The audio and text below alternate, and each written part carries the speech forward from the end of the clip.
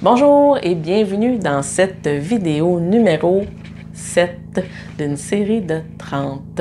Donc, j'espère que vous allez bien aujourd'hui. Moi, ça va super bien. Mon nom est Chantal Rioux, je suis artiste multidisciplinaire et propriétaire de la Plume Rêveuse. Aujourd'hui, une activité super le fun. On va faire un mandala de type un style emoji avec des cœurs pour la Saint-Valentin, célébrer l'amour. Donc, que vous soyez un adulte ou que vous ayez des enfants et vous voulez faire cette activité avec vos enfants, donc j'ai pour vous un modèle que vous pouvez aller télécharger. Donc, je vais laisser le lien en dessous pour que vous puissiez aller chercher ce modèle et que vous pourrez aller colorier.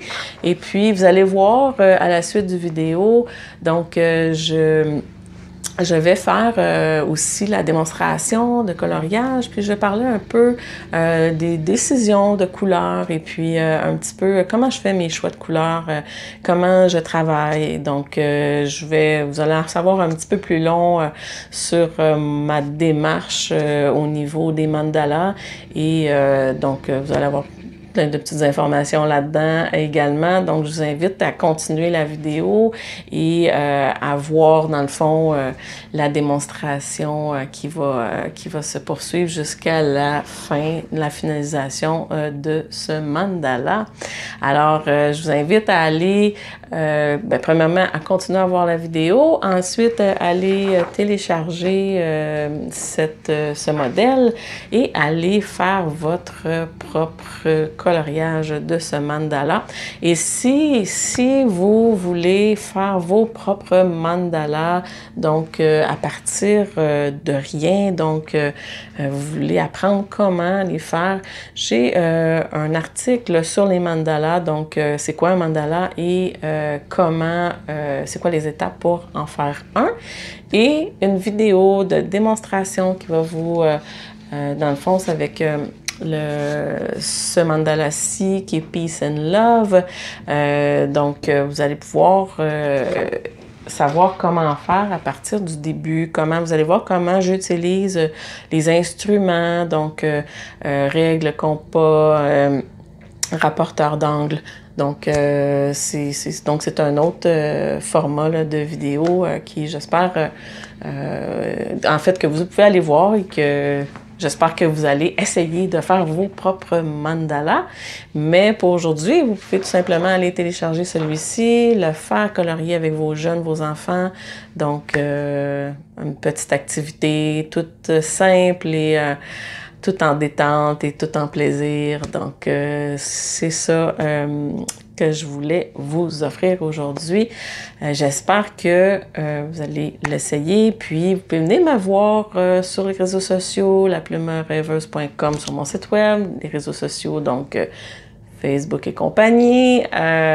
Inscrivez-vous à mes vidéos pour pouvoir recevoir, dans le fond, chaque fois que je sors une vidéo, c'est ainsi, j'en sors une par jour, mais éventuellement, ça va être une par semaine, mais avec tout ce qui est en lien avec les arts visuels, la méditation, le bien-être, le mieux-être.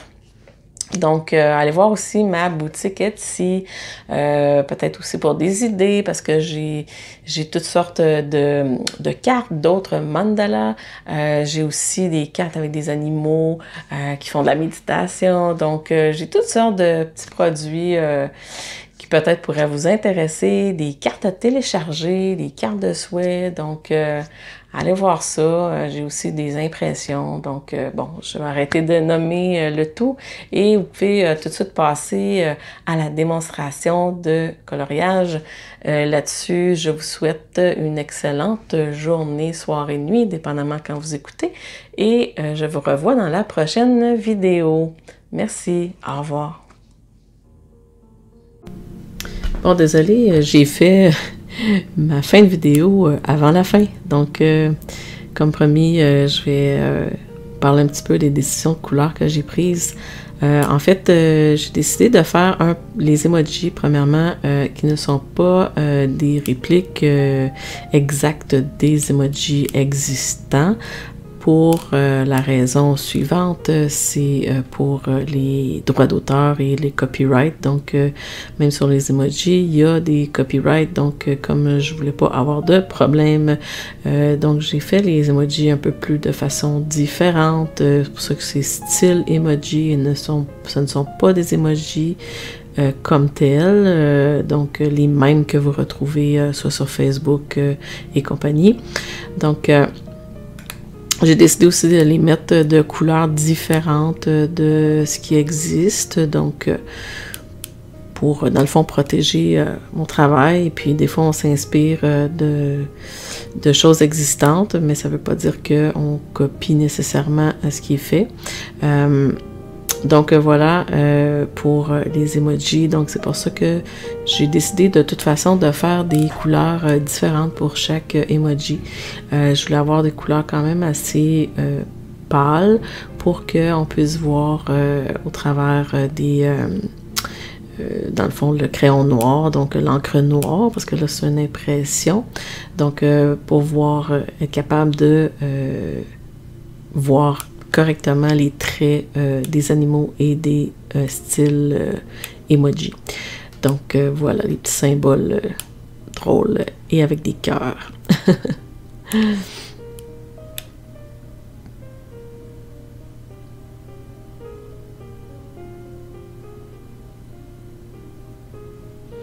À ce point-ci, moi, je me pose toujours la question, bon, qu'est-ce que je vais mettre comme couleur qui va venir contraster, comme couleur qui va venir... parce que je choisis mes couleurs à l'avance avant de commencer à dessiner. Donc, je fais des tests sur un carton à côté, comme vous pouvez voir occasionnellement, quand mon bras droit n'est pas là.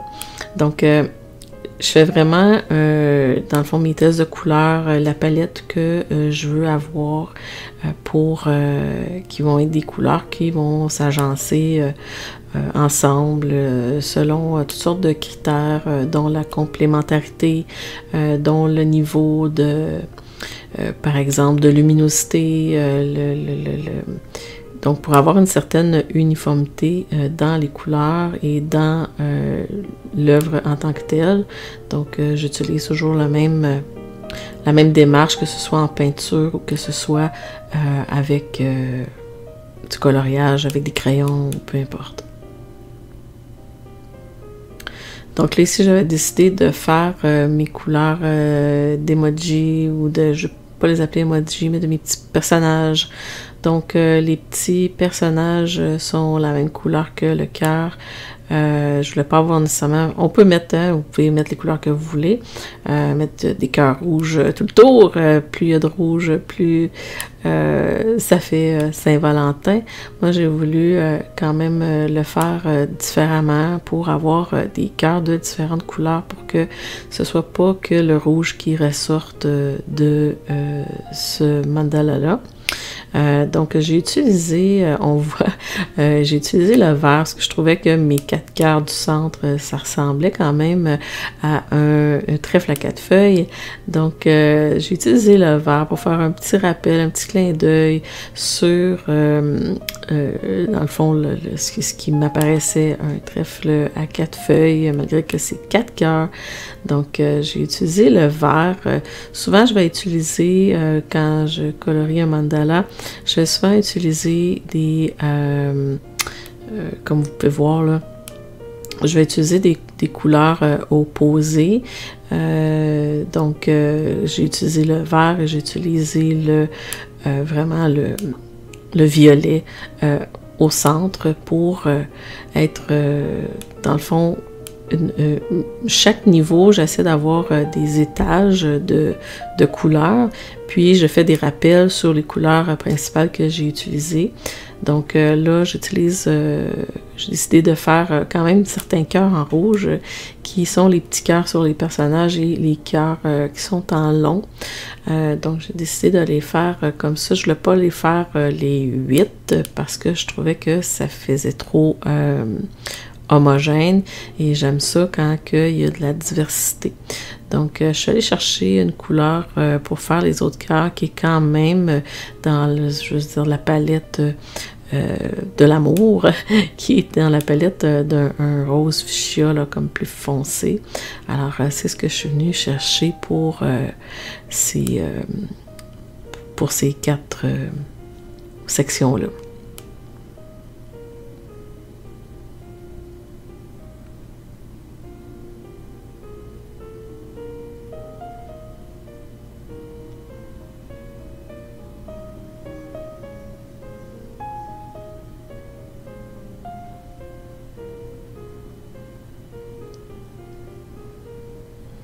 Donc, comme vous voyez, je fais toujours le tour. C'est la technique qu'on apprend souvent quand on est jeune, donc probablement que vous coloriez de la même façon. Donc, on fait le tour pour ne pas dépasser, puis après ça, on colorie l'intérieur. Donc, c'est une technique toute simple qu'on apprend quand on est jeune. Mais, bref, ça permet justement de ne pas faire de dépassement. Donc, par la suite, j'ai décidé de utiliser les couleurs parce que comme j'ai limité ma palette, j'avais quand même 8 couleurs, je crois. Donc, je voulais réutiliser certaines couleurs. Donc, je suis allée en agencement avec, dans le fond, ce que j'avais, comme on peut voir que j'ai un petit personnage comme... de cochon et un petit personnage avec des cœurs, donc que j'ai mis rose. Donc, je voulais réutiliser cette couleur-là à côté, dans la case à côté, mais en contraste avec le personnage qui est en jaune.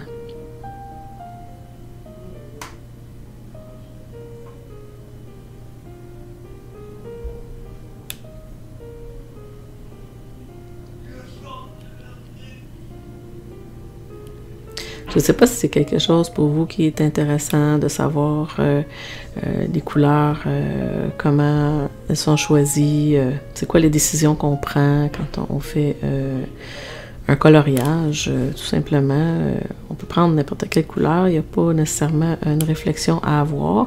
Moi, j'aime bien avoir une réflexion sur les couleurs que j'utilise. Donc, on voit que je suis venue faire le même principe sur les personnages qui sont en bleu avec la couleur des personnages à côté, donc un petit orange et pêche.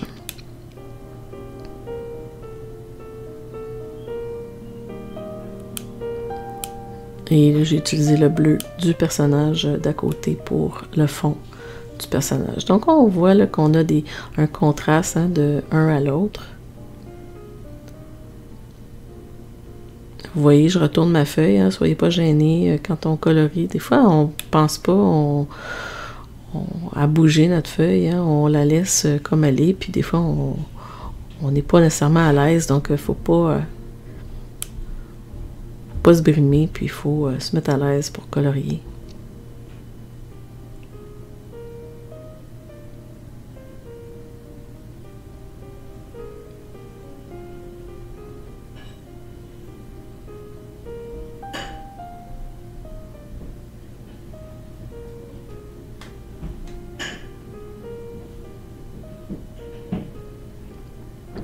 Donc là, ici, j'ai voulu, comme vous voyez, au milieu, j'avais mon vert et mon violet.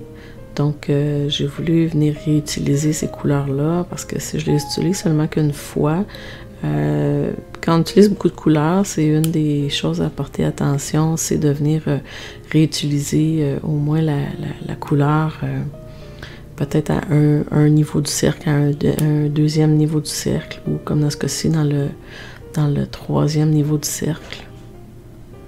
Comme ça, on vient chercher de l'uniformité, on vient chercher de la cohérence.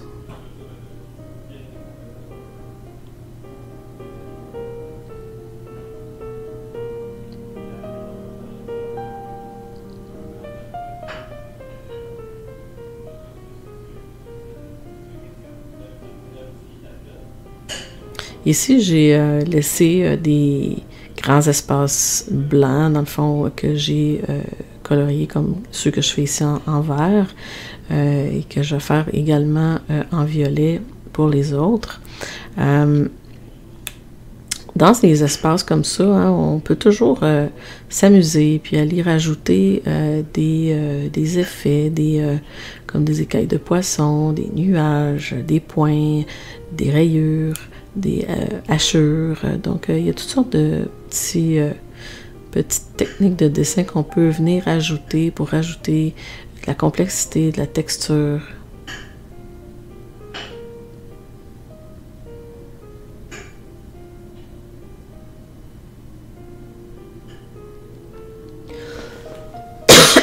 Pardon.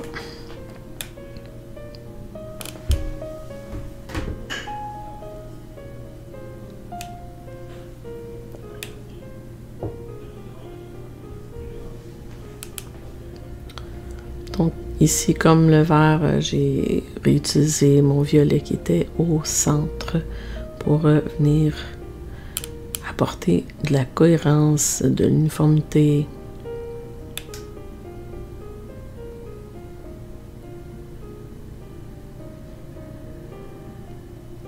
On commence à voir le sens, hein, disons, à partir du centre, on voit le violet, puis on termine avec le violet, et puis on va venir compléter avec les couleurs des personnages.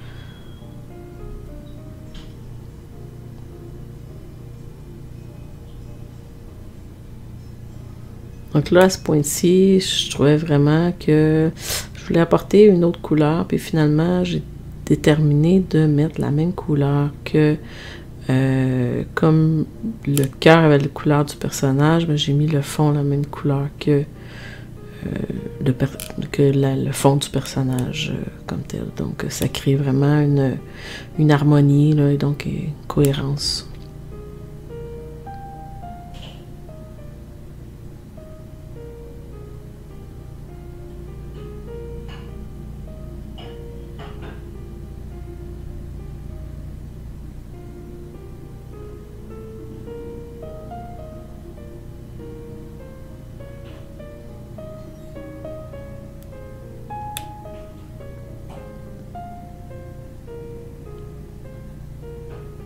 Je ne sais pas si vous croyez vraiment en la psychologie des couleurs. Moi, je crois beaucoup. Souvent, on va choisir des couleurs soit qui nous interpellent, mais il y a souvent aussi une signification au niveau des couleurs. Et ça, je vais faire des vidéos par rapport à ça parce que moi, c'est un sujet qui m'intéresse énormément. Et je crois beaucoup à la psychologie des couleurs et à la thérapie par la couleur. D'ailleurs, dans les couleurs, j'ai un petit exercice de matinée qui permet de se recentrer avec les couleurs et puis de venir déposer comment on se sent sur une feuille de papier, quelque chose de très simple. Et puis, on va venir tout simplement mettre de la couleur pour changer notre état d'esprit. Donc ici, c'est terminé avec le bleu. Alors, j'espère que vous avez apprécié. À la prochaine!